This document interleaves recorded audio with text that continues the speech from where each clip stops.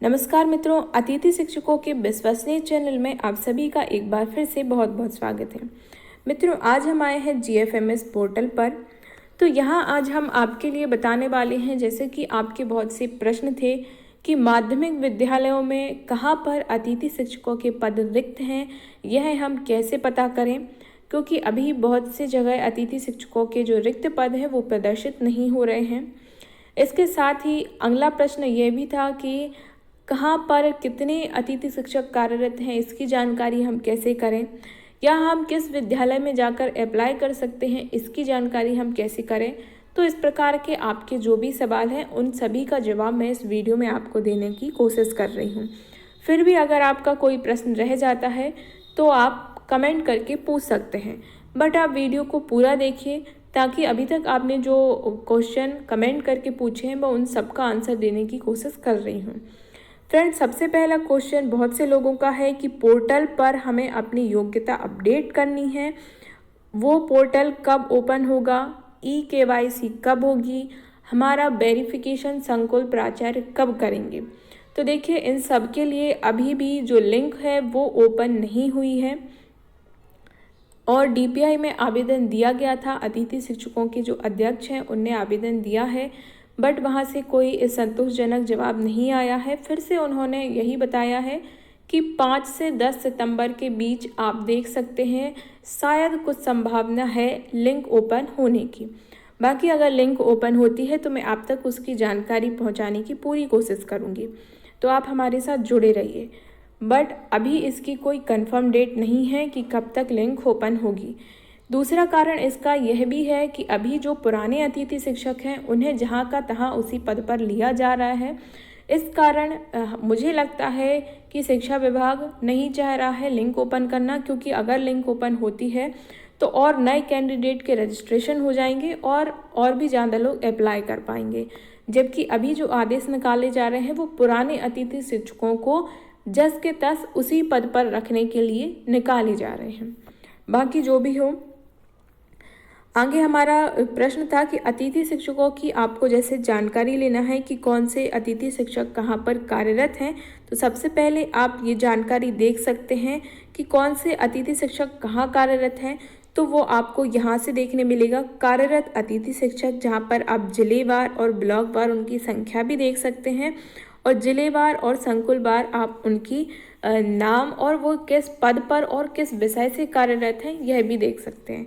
चूँकि यहाँ पर लिखा है संख्यात्मक जानकारी, बट जब आप यहाँ संकुलवार पर क्लिक करते हैं तो आप यहाँ देखते हैं कि अतिथि शिक्षक, देखिए यहाँ डिस्ट्रिक्ट सिलेक्ट करने आएगा, तो हम कोई भी एक डिस्ट्रिक्ट सिलेक्ट करते हैं। उसके बाद यहाँ पर संकुल के नेम आते हैं, तो यहाँ पर आप कोई भी संकुल सिलेक्ट कर सकते हैं। इसके बाद यहाँ पर व्यू गेस्ट टीचर करेंगे, तो इस संकुल के अंतर्गत जितने भी गेस्ट टीचर हैं उनके नाम यहाँ पर आ जाते हैं। इस संकुल के अंतर्गत हो सकता है कोई भी गेस्ट टीचर नहीं होगा। बाकी आप जिसके अंतर्गत, दूसरा हम सिलेक्ट करते हैं, आप जिस संकुल के अंतर्गत आते हैं या फिर आपके आसपास जो संकुल है आप वहाँ से देख सकते हैं कि कौन कौन कार्यरत है।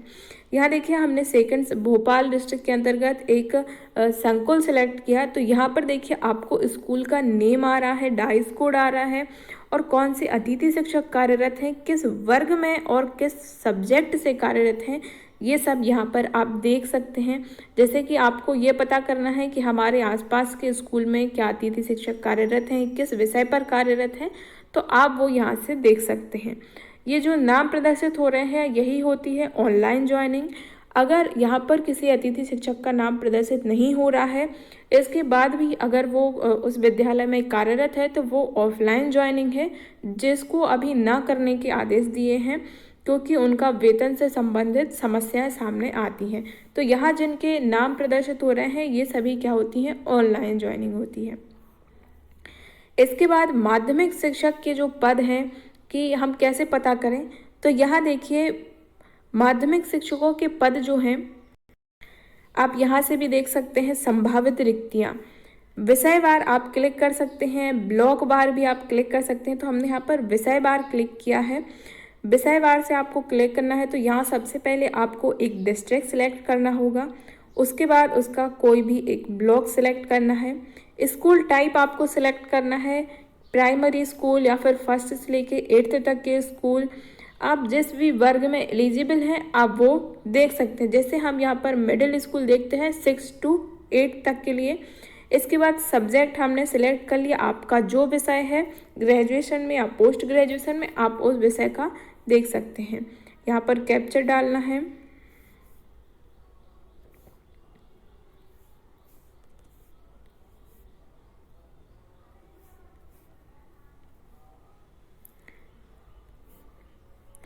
देखिए यहाँ पर रिकॉर्ड नॉट फाउंड आ रहा है, क्योंकि हो सकता है जो हमने सेलेक्ट किया है वहाँ पर कोई भी इस प्रकार का विद्यालय नहीं है, या फिर वहाँ पर जो है कोई रिक्ति खाली नहीं है। यहाँ पर हम कोई और सिलेक्ट करते हैं, उसके बाद देखते हैं।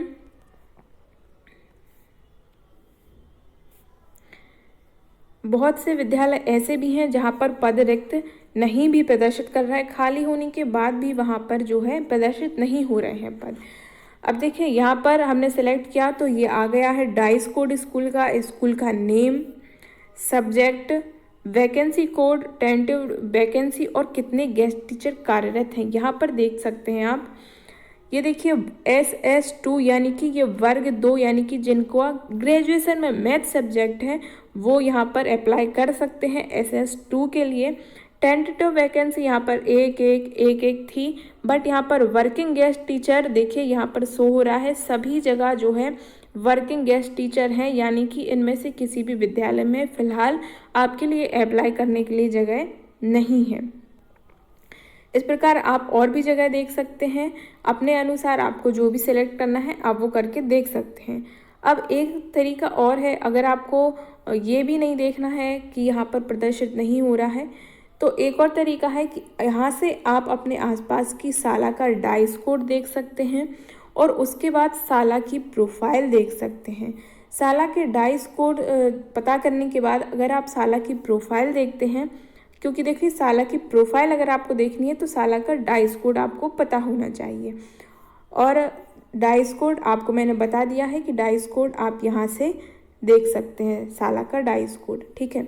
तो आप प्रोफाइल देखेंगे तो प्रोफाइल में आपको पता पड़ जाएगा कि कार्यरत जो नियमित शिक्षक हैं उनकी जानकारी यहाँ आपको देखने मिलेगी कि जो नियमित शिक्षक हैं वो कितने कार्यरत हैं। 1 नियमित शिक्षक कार्यरत है, 2 नियमित शिक्षक कार्यरत हैं या फिर 3 नियमित शिक्षक कार्यरत हैं।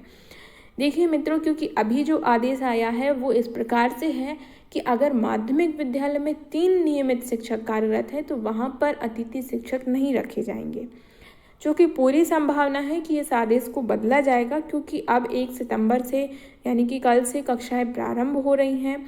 तो ऐसे में संभावना यही है कि सारे अतिथि शिक्षकों को लिया जाएगा।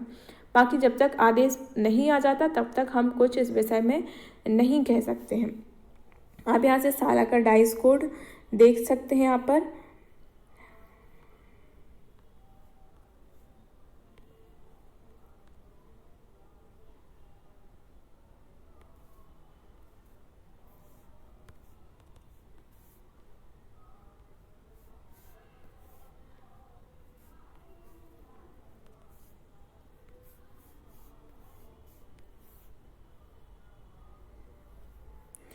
यहाँ देखिए बैरसिया के अंतर्गत जितने भी मिडिल स्कूल आते हैं वो सब आपके लिए यहाँ पर देखने मिल रहे हैं, उनका डाइस कोड यहाँ पर देखने मिल रहा है, ठीक है। मिडिल स्कूल मैंने सेलेक्ट किया था, आपको जो भी स्कूल सेलेक्ट करना आप वो देख सकते हैं।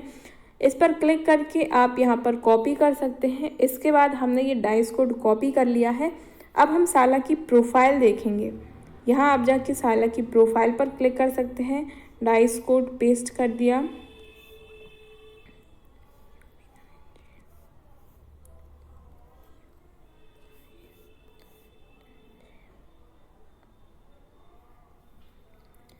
यहाँ देखिए अब कितने विद्यार्थी यहाँ पर जो है एडमिशन है ये दिख जाता है।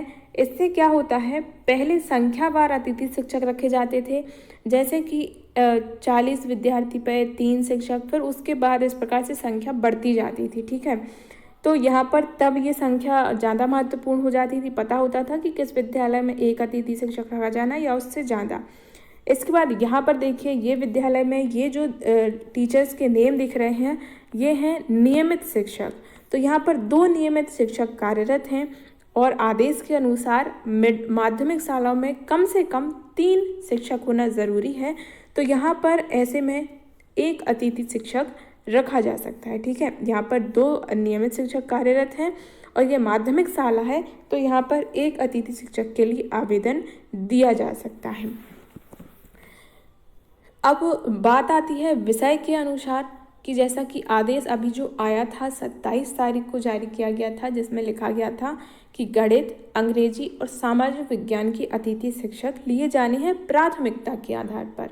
ठीक है, क्योंकि यह 3 प्राथमिक विषय हैं, तो सबसे पहले इन 3 विषयों के अतिथि शिक्षक रखे जाएंगे।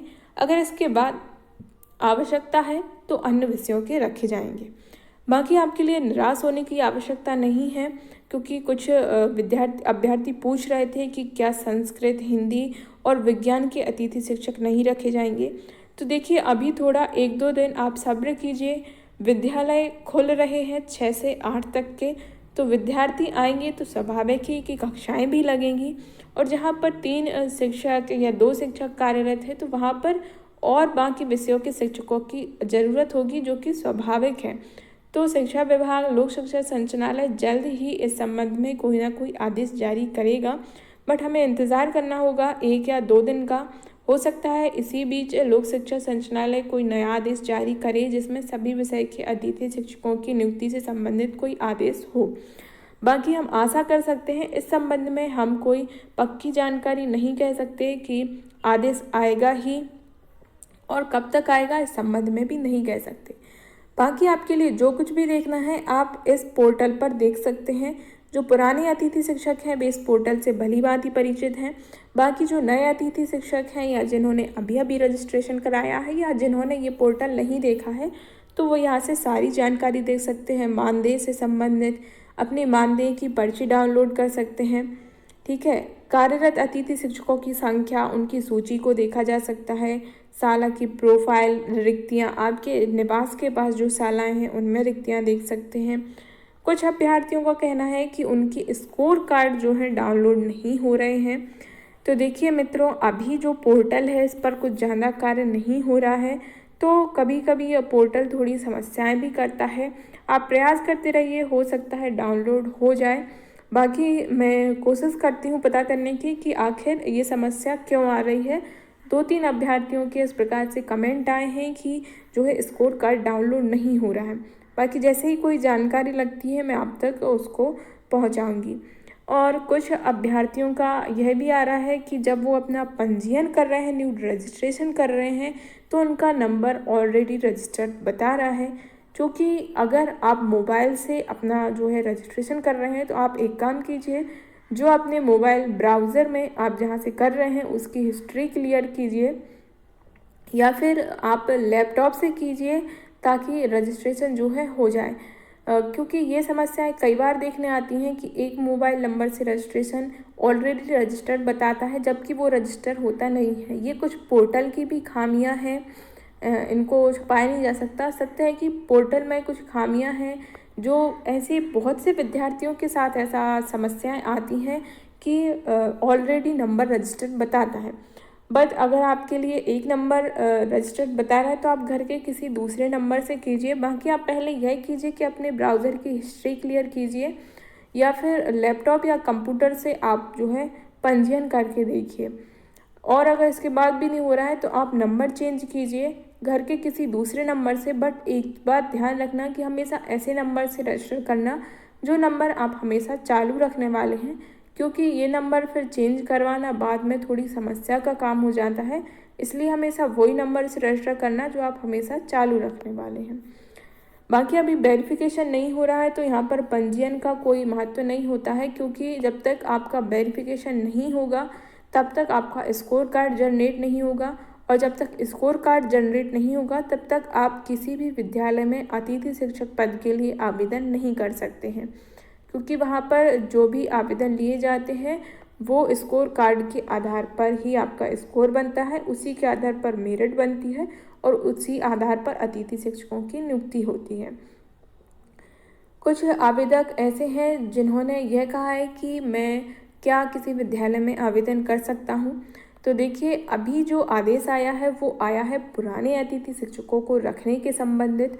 तो अभी जो विद्यालय वाले हैं वो पहले से जो कार्यरत अतिथि शिक्षक हैं उन्हें ही बुलाएंगे, बट आप अपने प्रयास के आधार पर करना चाहें तो आवेदन कर सकते हैं। बट मेरे जानकारी के अनुसार शायद ही आपका आवेदन कोई विद्यालय वाले लें, क्योंकि आवेदन लेने से संबंधित कोई भी आदेश नहीं आया है। आदेश इस प्रकार आया है कि जो पहले से पंजीकृत आवेदक हैं, ठीक है, जैसे कि यहाँ से आप देख सकते हैं ब्लॉकवार संख्या, योग्य अभ्यर्थी जो है उनकी संख्या आप यहाँ से देख सकते हैं कि आपके ब्लॉक में कितने अभ्यर्थी किस विषय से रजिस्टर्ड हैं। तो यहाँ से स्कूल वालों को सूची उठानी है और जो सबसे ऊपर मेरिट में होगा उसको बुलाना है, या फिर उनके पास जो पहले से फॉर्म है उसकी मेरिट के आधार पर उनको बुलाना है। नए फॉर्म लेने से संबंधित कोई भी आदेश नहीं आया है, तो शायद ही आपके कोई भी विद्यालय के जो शिक्षक हैं वो आपका फॉर्म लें। बाकी आप अपने स्तर पर चाहें तो प्रयास कर सकते हैं।